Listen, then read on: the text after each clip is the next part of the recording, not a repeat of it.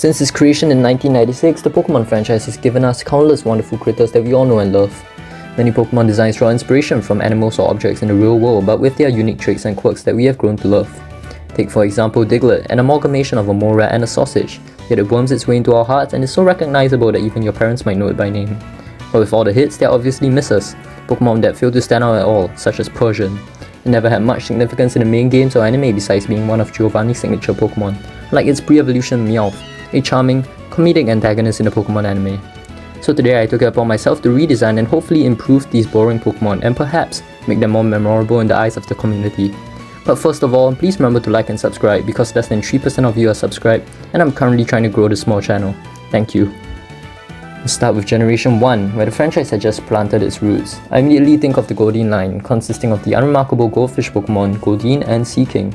Even the greatest minds of the millennia like Albert Einstein and Isaac Newton would struggle to think of anything good to say about these Pokemon.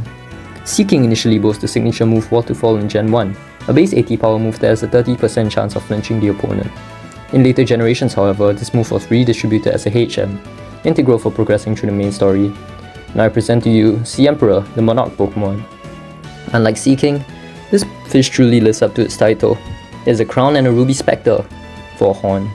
Sea Emperor also has the signature ability Sovereign Might, which steals all positive stat changes from enemy Pokemon upon switching in, making it quite the force to be reckoned with. So when people say there's always a bigger fish in the sea, this is what they're referring to. Another Pokemon that has always went unnoticed to me was Seal, as well as its evolution Dewgong. Perhaps I was initially blinded by nostalgia, but upon closer inspection I realized Seal's design is frankly unremarkable and pretty lazy. Seal is simply a seal with a tiny horn on its head. Its most prominent trait is perhaps its two sharp canines facing upwards and its signature lunging pose. Its evolution Dewgong, however, is not a drastic change, appearance-wise, which isn't necessarily bad, but I find it rather bland, especially with its all-white color scheme. Now I present to you Newgong, the narwhal Pokemon. Newgong bears close resemblance to Dewgong, but with accentuated features such as its extended horn, to match that of a narwhal's, longer, sharper teeth, and a cheeky tongue-out grin that encapsulates its cheekiness.